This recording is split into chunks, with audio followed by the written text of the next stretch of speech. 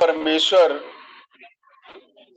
जो संपूर्ण ब्रह्मांड का रचयिता है, तीनों लोकों का स्वामी है, सूर्य में जिनकी दया का प्रकाश है, सागर में जिनके कृपा की लहरें हैं, चंद्रमा में जिनके नाम की चांदनी है, चिड़ियों को जो चहकाता है, फूलों को जो महकाता है, हवाओं को जो चलाता है, जो इस संपूर्ण ब्रह्मांड के कण कण में विद्यमान है, उन अनुपम अलौकिक दिव्य शक्ति के चरणार बिंदु में नमन करते हुए उनकी दी हुई वाणी, उनकी दी हुई बुद्धि और उन्हीं के दिए हुए विवेक से आज के विषय पर अपने विचार रखने से पूर्व नारायण रूप संगत को मेरा प्रणाम, सभी को सादर नमन, आप सभी को ओम ब्रह्म सत्यम। आदरणीय प्रेमीजनों, यो तो इस संसार में प्राणी आता है और चला जाता है, परंतु यूं ही आने और जाने का उद्देश्य क्या है? इस संसार में आने और जाने के मध्य हम जो कुछ भौतिक वस्तुएं प्राप्त करते हैं वो सब यही छोड़ जाते हैं। प्रश्न ये है, जब इस नश्वर जगत से प्राप्त हुई वस्तुओं को यही छोड़ जाना है तो इस पर अपना अधिकार कहां? और जब जिस वस्तु पर अधिकार नहीं तो उससे मोह कैसा? श्री रामचरितमानस के उत्तरकांड में काकभूषण जी गरुड़ जी को सत्संग का श्रवण पान कराते हुए बड़े ही महत्वपूर्ण बात कहते हैं कि मोह सकल व्याधिन कर मूला, तिनते पुन उपजहि बहुसूला। अर्थात सारे रोगों की, सारे कष्टों की, सारे दुखों की, सारे विकारों की जो जड़ है वो मोह है।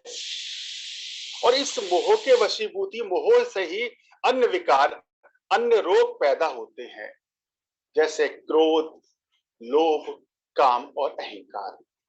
हमने सुना है, पढ़ा भी है कि अध्यात्म मार्ग में सबसे ज्यादा अगर बाधा कोई पहुंचाते हैं तो ये 5 विकार हैं: काम, क्रोध, लोभ, मोह और अहंकार।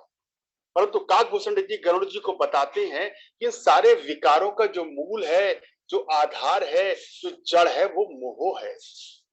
मोह के वशीभूत होकर ही प्राणी क्रोध करता है, मोह के कारण ही उसको लोभ होता है, मोह के कारण ही वो वासनाओं में लिप्त होता है और मोह के कारण ही वो अहंकार करता है। अब सवाल उठता है, ये मोह वास्तविक है क्या? मोह की परिभाषा क्या है? हम मोह को समझें, जिसको हम समझते हैं कि हमारा प्रेम है, परंतु मोह क्या है? अगर साधारण भाषा में कहीं मोह को समझने का प्रयास करें तो देखिए, जानना ज्ञान है और न जानना अज्ञान है। हम किसी चीज को जाने, ये तो हमारा ज्ञान है, और अगर हम नहीं जानते तो वो हमारा अज्ञान है। परंतु जानते हुए भी न जानने जैसा व्यवहार करना, ज्ञान होते हुए भी अज्ञान बने रहना, ये मोह है। उदाहरण के स्वरूप हम जानते हैं कि हमारे शरीर नश्वर है, मिटने वाला है, समाप्त होने वाला है। ये शरीर और शरीर से संबंधित हमारा जितना भी संसार है, जितना भी परिवार है, वो सब छूट जाएगा, एक दिन हमसे बिछुड़ जाएगा। इसका हमें ज्ञान है, हम अज्ञानी नहीं है। लेकिन ज्ञान होने के बाद भी जीवन भर हम ऐसा व्यवहार करते हैं, अज्ञानी बने रहते हैं, जैसे सदैव हमारा शरीर बना रहेगा, शरीर के सुख बने रहेंगे, संसार के सुख बने रहेंगे, परिवार का सुख बना रहेगा। तो जीवन भर हमें ज्ञान होते हुए भी, जानते हुए भी हम अनजाने जैसा व्यवहार करते हैं, ये हमारा मोह है। और मोह आरंभ भी हमारे शरीर से ही होता है। जब शरीर से हमारा मोह है तो शरीर से संबंधित जो हमारा संसार है उससे हमारा मोह हो जाता है, और वही मोह सारे विकारों की जड़ है। तभी गोस्वामी तुलसीदास जी लिखते हैं कि मोह सकल व्याधि कर मूला। अगर हमें दुखों से मुक्ति पानी है, अगर हमें दुखों से निजात पानी है, तो निश्चित ही इस मोह को समझते हुए मोह से निजात पाने का प्रयास करना चाहिए। हम जानते हैं ज्ञानी होती हुए भी हम अज्ञानी क्यों बने हैं? हम अध्यात्म मार्ग से जुड़े हैं, सत्संग का श्रवण पान कर रहे हैं, शास्त्रों का स्वाध्याय भी कर रहे हैं, सत्पुरुषों के विचारों को सुन रहे हैं, और बार बार ये सुन रहे हैं और पढ़ रहे हैं कि ब्रह्म सत्यम जगत मिथ्या। आदि गुरु शंकराचार्य जी कहते हैं कि ब्रह्म सत्यम, बस ईश्वर सत्य है, जगत मिथ्या है, छूटने वाला है, समाप्त होने वाला है, ये जानते हुए भी हम अज्ञानी बने हैं, ये हमारा मोह है। अब सवाल उठता है कि मोह से हम छुटकारा कैसे पाएं? मोह की जो ये अग्नि है, ये हमारी कैसे शांत हो? दूसरा एक सवाल उठता है कि जो मोह है इसको हम तो प्रेम समझते हैं कि मेरा प्रेम है, मैं अपने परिवार से प्रेम करता हूं, संसार से प्रेम करता हूं। तो मोह प्रेम में वास्तविक अंतर क्या है? किसे प्रेम कहते हैं, किसे मोह कहते हैं? और तीसरी बात कि जब ईश्वर सत्य है, सब कुछ मिथ्या है, तो उस ईश्वर से हमारा खालिस प्रेम पैदा कैसे हो? हम किस मार्ग पर चलें, हम क्या करें और क्या ना करें जिससे हमें ईश्वर के प्रति प्रेम पैदा हो? और ईश्वर और प्रेम का क्या स्वरूप है, यह भी समझना हमें नितांत आवश्यक है। देखिए, भगवत गीता में अर्जुन कुरुक्षेत्र के मैदान में अर्जुन के मन में एक मोहित तो उत्पन्न हो गया था, जिसमें उसने धनुष और बाण रख दिए। भगवान कृष्ण से कहने लगे कि मेरे परिवार वाले हैं, नातेदार हैं, रिश्तेदार हैं, कोई मेरा गुरु है, कोई मेरा पितामह है, कोई मेरा बंधु है, कोई मेरा सखा है, इनसे मैं युद्ध कैसे करूं? तो भगवान कृष्ण ने अर्जुन को गीता का जो संदेश दिया, जो 18 अध्याय में 700 श्लोकों के माध्यम से जो भी सत्संग का श्रवण पान कराया, उसमें अर्जुन को मोह से मुक्त होने का उपाय तो बताया है। उसी गीता का एक श्लोक दूसरे अध्याय का 48वां श्लोक है, जिसमें भगवान कृष्ण अर्जुन से कहते हैं कि योगस्थम कुरु कर्माणि संग त्वक्ता धनंजया सिद्धि सिद्धियो समभूता समतत्व योग उच्चते। बड़े ही महत्वपूर्ण आखिरी 3 शब्द है कि समतत्व योग उच्चते। अर्थात भगवान कृष्ण कहते हैं कि कर त्याग मोह का तू जम योग में, सफलता या असफलता कुछ भी मिले, मन को तू रख दोनों में ही समान। हे अर्जुन, इसी समता का योग ना। वो कहते हैं कि कर त्याग मोह का, जो योग है भगवान कृष्ण ने बताया, उसमें मोह का त्याग करना है। और सफलता या असफलता कुछ भी मिले, तुझे सफलता मिले, असफलता मिले, लाभ मिले, हानि मिले, यश मिले, अपयश मिले, मृत्यु मिले या जीवन मिले, तो अपने मन को दोनों में समभाव की स्थिति में रख। मन को तू रख दोनों में ही समान। हे अर्जुन, इसी समता का योग नाम। भगवान कृष्ण योग का स्वरूप बता रहे हैं कि मन की स्थिति कभी विचलित ना हो, चाहे लाभ हो, हानि हो, कितना ही बड़ा हमें लाभ मिल जाए, कितनी बड़े पद पर पहुंच जाए, कितनी बड़ी हानि हो जाए, हमारे मन की स्थिति विचलित ना हो।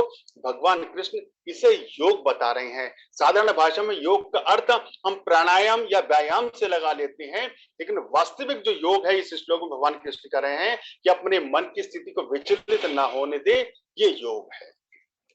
अब सवाल उठता है कि ये मोह, किस तरह से हम मोह से मुक्ति पा सकते हैं और मोह के स्वरूप को कैसे समझें? ये मोह जो सारे विकारों की जड़ है, जो मूल है, जो मोह सकल व्याधिन कर मूला जो कहा गया है, उससे हमें निजात कैसे मिले, आइए इस बारे में जानते हैं। पूज्य गुरुदेव ने जो हमारा मार्गदर्शन किया है समता विलास के माध्यम से और कुछ प्रश्न उत्तर के माध्यम से जानने का प्रयास करेंगे इस मोह का स्वरूप क्या है और मोह से हम किस तरह से मुक्ति पा सकते हैं, निजात पा सकते हैं।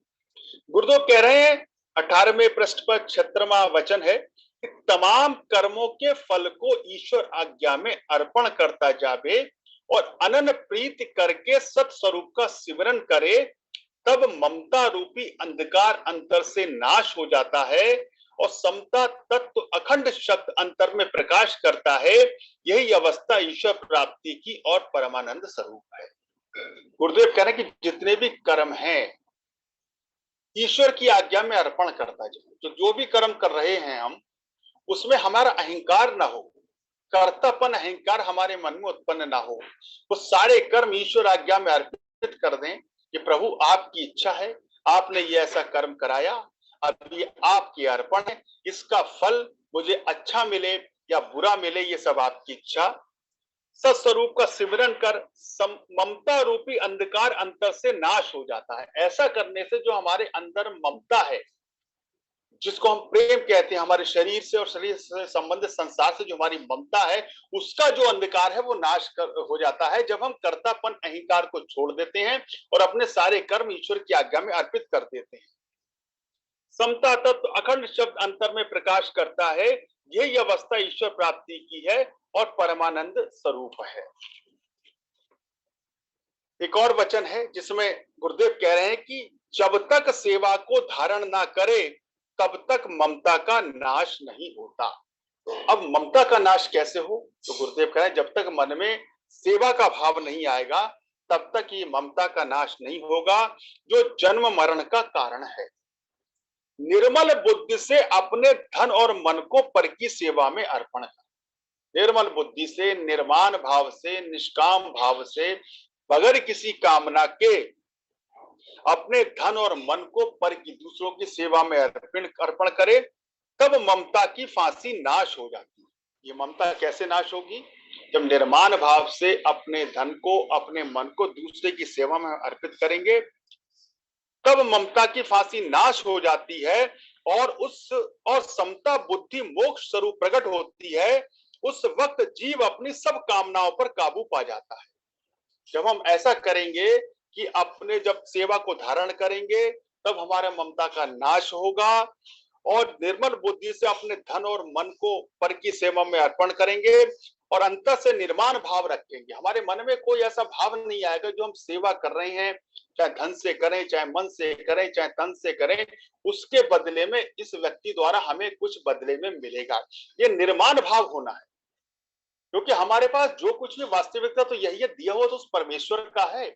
अगर हम कुछ दान भी कर रहे हैं, किसी की सेवा कर रहे हैं, अगर मान लिया हम अपने शरीर से किसी की सेवा कर रहे हैं, तो हमारा ये शरीर अगर स्वस्थ है तो ये परमात्मा का दिया हुआ है। अगर हम धन से किसी की सेवा कर रहे हैं तो ये धन भी परमात्मा का दिया हुआ है। तो मन में निर्माण भाव रखें, उस व्यक्ति से हमें कुछ मिलेगा ये भाव मन में न लाएं, और जो भी हम सेवा कर रहे हैं उसका फल हमें ईश्वर देगा, इस भाव को मन में धारण करते हुए जब ये सेवा हम करेंगे, उस वक्त जीव अपनी सब कामनाओं पर काबू पा जाता है और नित्य स्वरूप में स्थित हो जाता है। इसका नाम मोक्ष या नित्य आनंद है। तो गुरुदेव ने इस वचन में बताया है कि ममता जो है वो किस तरह से हम नाश कर सकते हैं, ममता हमारे अंदर जो बनी हुई है उससे हम कैसे निजात पा सकते हैं। अब ईश्वर प्रेम देखिए किस तरह गुरुदेव ने हमारा मार्गदर्शन किया, बड़ा ही महत्वपूर्ण वचन है। इसको पहले श्रवण करके इसके बाद इस पर विचार करेंगे। गुरुदेव कह रहे संसार में मोहवश होकर हर वक्त जीव जलता रहता है, किसी सूरत में भी असली खुशी को प्राप्त नहीं कर सकता। बड़े से बड़ा यत्न करने पर भी, यानी कई तरीके की उपासना, यज्ञ, दान आदि धारण करने से भी असली प्रसन्नता प्राप्त नहीं होती, जब तक ईश्वर का खालिस प्रेम अंतःकरण में प्रकट न होवे। गुरुदेव स्पष्ट कह रहे हैं कि मोहवश, हमारा मोह ही है, उसको हर वक्त जीव जलता रहता है, किसी सूरत में भी असली खुशी प्राप्त नहीं होती। देखिए हमें खुशियां जीवन में बहुत मिली हैं, हमें सुख जीवन में बहुत मिले हैं, लेकिन उसके बाद भी असली खुशी, वास्तविक खुशी की अभी भी हमें तलाश है। कहीं ना कहीं हमारे मन के कोने में एक अज्ञात भय हमेशा बना रहता है। वो अज्ञात भय हमें असली खुशी को प्राप्त नहीं करने देता। एक अज्ञात, एक अनजाना सा भय बना है, पता नहीं कल क्या होगा, पता नहीं ये हो पाएगा नहीं हो पाएगा, अरे मैं इतनी मेहनत कर रहा हूं, इसका मुझे परिणाम मिलेगा नहीं मिलेगा, अरे मेरे परिवार का विकास होगा नहीं होगा, बच्चे को नौकरी मिलेगी नहीं मिलेगी, पढ़ाई भी करा रहा हूं, अच्छे इंस्टीट्यूट में भी भेज रहा हूं। ये जो अज्ञात भय है, एक अनजाना सा भय है, इसी से तो हम पीड़ित हैं। कितनी खुशी मिल जाए उसके बाद भी एक अज्ञात भय रहता है। भय भी दो प्रकार का है। हमारी जो मन की स्थिति है, हम दो चीजों से परेशान हैं। एक चीज से इस बात से परेशान है, दुखी है कि जो चीज हमारे पास नहीं है वो प्राप्त कैसे करें, उसकी प्राप्ति कैसे हो। और दूसरा दुख, दूसरा भय हमारे मन में क्या है कि जो चीज हमारे पास है कहीं वो खो ना जाए, वो समाप्त ना हो जाए। तो ये जो अज्ञात भय है, गुरुदेव कह रहे हैं इसी की वजह से हम असली खुशी को प्राप्त नहीं कर सकते। बड़े से बड़ा यत्न करने पर भी, यानी कई तरीके की उपासना, यज्ञ, दान आदि धारण करने से भी असली प्रसन्नता प्राप्त नहीं होती, जब तक ईश्वर का खालिस प्रेम अंतःकरण में प्रकट ना हो। जब तक ईश्वर के का सच्चा प्रेम हमारे मन में प्रकट नहीं होगा, तब तक हम दुखी रहेंगे, मोहवश इस संसार में चलते रहेंगे। गुरुदेव कह रहे प्रेम ही को भगति कहते हैं। जो असली भक्ति है वो ईश्वर के प्रति सच्चा प्रेम, सच्चा समर्पण। प्रेम ही को भक्ति कहते हैं, प्रेम ही को योग कहते हैं, प्रेम ही का नाम ज्ञान है और प्रेम ही ईश्वर भक्ति का यथार्थ स्वरूप है। ईश्वर भक्ति का जो वास्तविक स्वरूप है वो ईश्वर से प्रेम है। जब तब उपासना का फल ये है कि मन में ईश्वर का प्रेम प्रकट हो। हम जो भी जप तप कर रहे हैं, उपासना कर रहे हैं, हमारी जो भी उपासना पद्धति है, चाहे हम तीर्थाटन कर रहे हैं, यज्ञ कर रहे हैं, भंडारा कर रहे हैं, दान कर रहे हैं, जिस प्रकार से भी उपासना कर रहे हैं, उसका जो परिणाम है अंततः हम ये देखें कि उसको करने के बाद ईश्वर के प्रति हमारा प्रेम पैदा हो रहा है या हमारा प्रेम संसार के प्रति पैदा हो रहा है। वो सारे धार्मिक कर्म करने के बाद भी क्या मेरा कदम ईश्वर की ओर बढ़ रहा है या संसार की ओर बढ़ रहा है? ईश्वर की ओर कदम बढ़ने का अर्थ ये नहीं है कि मैं एक टाइम मंदिर जाता था, मैंने दोनों टाइम ले लिया। ईश्वर की ओर कदम बढ़ने का अर्थ ये नहीं है। ईश्वर की ओर कदम अपने आप करूं कि मेरे के ईश्वरीय गुण बढ़ रहे हैं या मेरी वासनाएं बढ़ रही हैं। क्या मेरे अंदर प्रेम, सद्भाव, सेवा बढ़ रहा है या मेरे अंदर काम, क्रोध, लोभ और अहंकार बढ़ रहा है? अगर काम, क्रोध, लोभ, मोह और अहंकार बढ़ रहा है तो मेरा कदम संसार की ओर बढ़ रहा है। और अगर मेरे अंदर प्रेम, सेवा का भाव, मेरे अंदर परोपकार का भाव ये बढ़ रहे हैं तो मेरा कदम ईश्वर की ओर बढ़ रहा है। तो वही कह रहे हैं कि ईश्वर का सच्चा प्रेम प्रकट होने के बाद, जब प्रकट हो जाता है तो मोह की अग्नि नाश हो जाती है और अपने अंतर विके सर्वशक्तिमान नाद स्वरूप ईश्वर का अनुभव होता है। यही हालत असली आबदी सरूर यानी परम आनंद की है। मानुष जन्म को धार कर इसी अवस्था को हासिल करने की कोशिश करना यथार्थ लाभ है। गुरुदेव कह रहे हैं मानुष का जो जन्म मिला है, 84 लाख योनियों में ये श्रेष्ठ जो मानव का तन मिला है, उसका जो यथार्थ लाभ है वो यही है कि इस हमारे मन में ईश्वर के प्रति खालिस प्रेम प्रकट हो जाए। और जब वो प्रेम प्रकट होगा तो मोह की अग्नि नाश हो जाएगी और वो मोह तो सारे विकारों की जड़ है, सारे कष्टों की जड़ है। इस मोह के वशीभूत होकर हम क्रोध करते हैं, लोभ करते हैं, काम वासना या अहंकार करते हैं, उससे भी हम मुक्त हो सकते हैं। मानुष जन्म को धार कर इसी अवस्था को हासिल करने की कोशिश करना यथार्थ लाभ है, क्योंकि मन बड़ी उपाधियों और व्याधियों में गिरफ्तार रहता है। इस वास्ते ईश्वर प्रेम और ईश्वर विश्वास को अंतर में निश्चय से हासिल नहीं कर सकता।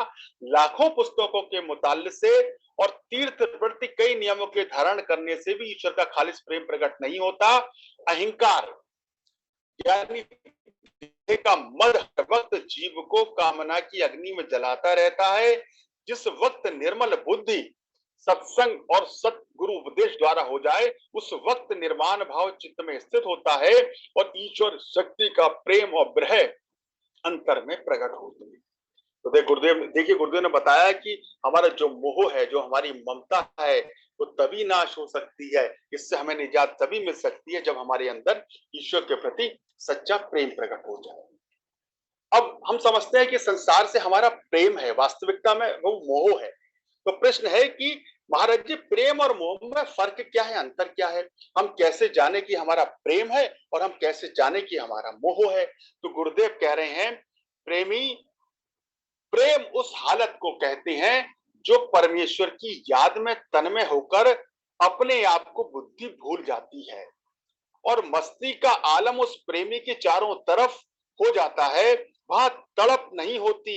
ये अवस्था वियोग और संयोग से रहित है, गर्ज और फर्ज से ऊंची है। और इसके विपरीत तो उन्होंने बताया प्रेम क्या है कि जब परमेश्वर की याद में हम अपने आप को भूल जाएं, तन्मय होकर अपनी बुद्धि भूल जाती है और पूरा मस्ती का आलम होता है, ये तो है प्रेम।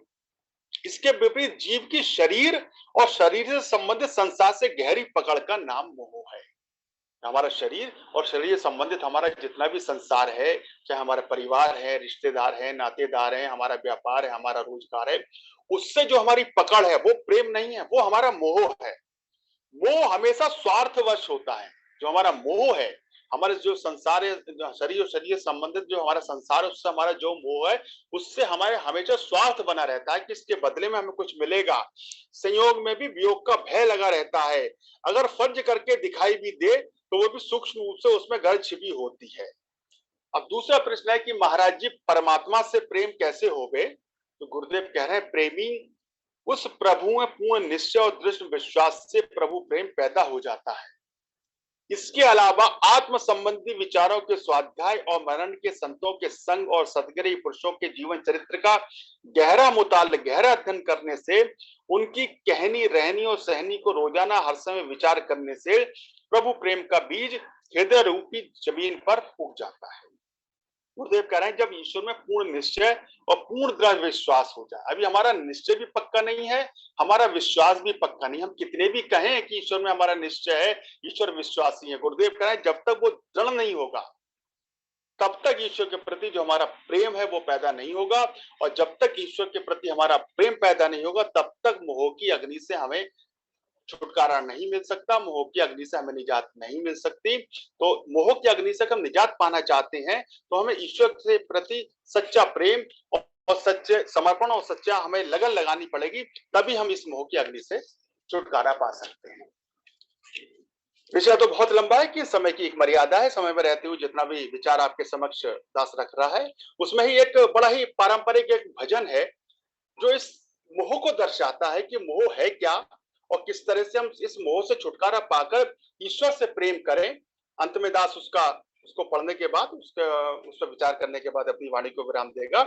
बड़ा सुंदर भजन है। कहते हैं कि राम नाम के हीरे मोती मैं बिखराऊं गली गली, ले लो रे कोई राम का प्यारा, मैं शोर मचाऊं गली गली। वो कह रहे राम नाम के, कृष्ण नाम के, परमेश्वर के नाम के जो हीरे मोती हैं, यही सच्ची दौलत है। इसको मैं लुटा रहा हूं, जिसको लूटना है वो लूट ले। आखिर वो आगे कह रहे कि जिन जिन ने यह मोती लूटे वह तो माला माल हुए, धन दौलत के बने पुजारी आखिर वो कंगाल हुए। और चांदी सोने वालों सुन लो, मैं बात सुनाऊं खरी खरी, और ले लो रे कोई राम का प्यार, मैं शोर मचाऊं गली गली। वो कह रहे जिन जिन ने ये मोती लूटे वह तो माला माल हुए। संसार में जिसने ईश्वर के नाम के मोती को लूटा था, संसार को छोड़कर जो ईश्वर प्राप्ति जिसने जीवन का लक्ष्य बनाया है, वही संसार में माला माल हुए। इन मोतियों को गुरु नानक देव जी ने लूटा, कबीर जी ने लूटा, सूरदास जी, तुलसीदास जी और मीरा जी ने लूटा, महात्मा बुद्ध ने लूटा, स्वामी रामकृष्ण परमहंस जी, स्वामी विवेकानंद जी ने लूटा और महात्मा मंगत राम जी ने लूटा। यही सारे संसार में सुखी हुए हैं, इन्हीं को आज याद किया जाता है। इसके विपरीत जिन जिन ने ये मोती लूटे वह तो माला माल हुए, धन दौलत के बने पुजारी आखिर वो कंगाल हुए। जो ईश्वर के नाम को छोड़कर संसार की दौलत के पीछे दौड़ा है वो आखिर में कंगाल हुआ है। इसका सबसे बड़ा उदाहरण अलेक्जेंडर द ग्रेट अर्थात सिकंदर का है, जिसने पूरी दुनिया को जीता। पूरी दुनिया को जीतने के बाद जब उसे ज्ञान हुआ, जब उसे अपनी गलतियों का एहसास हुआ, तब उसने अपने शागिर्दों को बुलाकर कहा जब मेरा इंतकाल हो जाए, मेरा जनाजा निकाला जाए, तो मेरे दोनों हाथ इस जनाजे से बाहर कर दिए जाएं, ताकि ये पूरी दुनिया वाले देखें कि पूरी दुनिया को जीतने वाला सिकंदर आज जब इस दुनिया को छोड़कर जा रहा है तो वो माला माल नहीं, कंगाल होकर जा रहा है। उसके दोनों हाथ खाली हैं, वो फूटी कौड़ी भी लेकर नहीं जा रहा है। अब इस सत्य को समझ ले, इसके महत्व को समझ ले कि संसार की दौलत काम नहीं आएगी, काम आएगी तो परमात्मा के नाम के हीरे मोती काम आएंगे। आगे कह रहे हैं, बड़ी सुंदर पंक्तियां हैं कि माया के दीवानों सुन लो, एक दिन ऐसा आएगा, धन दौलत और माल खजाना सब यहीं पड़ा रह जाएगा, तेरी सुंदर काया मिट्टी होगी, चर्चा होगी गली गली, और ले लो रे कोई राम का प्यारा, मैं शोर मचाऊं गली गली। स्पष्ट चेतावनी दी जा रही है, संकेत दिया जा रहा है कि तू कितनी ही धन दौलत इकट्ठी कर ले, कितना ही बैंक बैलेंस जोड़ ले, कितने हीरे मोती जवाहरात तू लॉकर्स में रख ले, कितने ही भूखंड, कितने ही प्लॉट बना ले, तेरी जिंदगी में एक दिन आना है जब तुझे सब कुछ छोड़कर जाना है। और फिर तेरी सुंदर काया मिट्टी होगी, चर्चा होगी गली गली। ये सुंदर काया जिस पर तू इतना रख रखाव करता है, जिस पर इतना अहंकार करता है, गाय बगाए तो जो अहंकार होता है कि मैं तुमसे पद पर हूं, मेरा इतना बड़ा व्यापार है, इतने लोग मेरे नीचे काम कर रहे हैं, इतने लोगों को मैं रोजी रोटी दे रहा हूं, मुझसे मिलने के लिए लोग घंटों लाइन लगाए रखते हैं। ये तेरा अहंकार मिट्टी हो जाएगा, तेरे ये शरीर मिट्टी हो जाएगा। अरे मिट्टी का भी कोई भाव है, मिट्टी के खरीदार मिल जाएंगे, पर तेरी काया के खरीदार तो छोड़, कोई से मुफ्त में, कोई फ्री में ले जाने वाला नहीं होगा। दूसरों की बात तो छोड़, तेरे अपने सगे नाते रिश्तेदार, तेरी पत्नी, तेरे बच्चे तुझे फालतू 1 घंटा उस घर में, उस कोठी में, उस महल में नहीं रखेंगे जो करोड़ों रुपए लेकर लगाकर तूने बनाई है। कर तेरी सुंदर काया मिट्टी होगी, चर्चा होगी गली गली, और ले लो रे कोई राम का प्यारा, मैं शोर मचाऊं गली गली। अंत में कह रहे हैं कि इस दुनिया को कब तक पगले तू अपनी कहलाएगा, ईश्वर को तू भूल गया है, अंत समय पछताएगा। जग का मेला 2 दिन का है, अंत में होवे चला चली, ले लो रे कोई राम का प्यारा, मैं शोर मचाऊं गली गली। वो कह रहे इस दुनिया को तू कब तक कहेगा अपनी, ये दुनिया किसी नहीं है, दुनिया ने किसका साथ नहीं दिया है। इस दुनिया के चक्कर में, इस संसार के चक्कर में ईश्वर को भूलता जा रहा है, तुझे तो समय में पछताना पड़ेगा। याद रख, ये जग का मेला 2 दिन का है, अंत में होवे चला चली। ये जग का मेला 2 दिन का है, अंत में तुझे छोड़कर जाना है, इस संसार को छोड़कर जाना है, अपने परिवार को छोड़कर जाना है। ये अब समय है, वक्त है, समय है, और समझ ले, और संसार से अपने मुंह, अपने कल को कर परमात्मा से लगन ले, परमात्मा के नाम के हीरे मोती अपने जीवन में अपना ले, यही तेरे काम के, यही तेरे साथ चाहिए। सार निर्णय यही है कि इस नश्वर संसार में ईश्वर का नाम ही है, बस सब क्या है, जितना हम ईश्वर नाम ले ले वही हमारा अपना है, वही हमारा साथ जाना है। सांसारिक मोह में फंस कर बहुत सुखों को भोगते हुए हम परमेश्वर को भूल जाते हैं, जो हमारी सब बड़ी भूल है। बहुत सुख, ये सारे सुख क्या हमारे अपने होंगे जब शरीर भी तो हमारा अपना नहीं है। यही सत्यता है, हकीकत है, कड़वा सच है कि छित पावक गगन समीरा, पंच तत्व से बना शरीरा, एक दिन पंच तत्व में मिल जाएगा, और संग में तेरे बंदे बस प्रभु का नाम जाएगा। ब्रह्म सत्यम जगत मिथ्या, इसके तत्व को समझे, इसके महत्व को समझे, और अपनी लगन संसार से हटाकर ईश्वर के चरणों में, प्रभु के चरणों में लगाएं। यही हमारे काम आनी है, यही हमारे साथ भी जाती है। सर्वशक्तिमान परमात्मा हमारे संकल्पों में, हमारी आध्यात्मिक उन्नति, हमारी आध्यात्मिक प्रगति में हमारे सहायक हो, और संसार से हमारे मन को हटाकर अपने चरणों में लगाएं, अपनी भक्ति में लगाएं। इसी मंगल कामना के साथ मैं अपनी वाणी को विराम देता हूं। ओम ब्रह्म सत्यम सर्वम।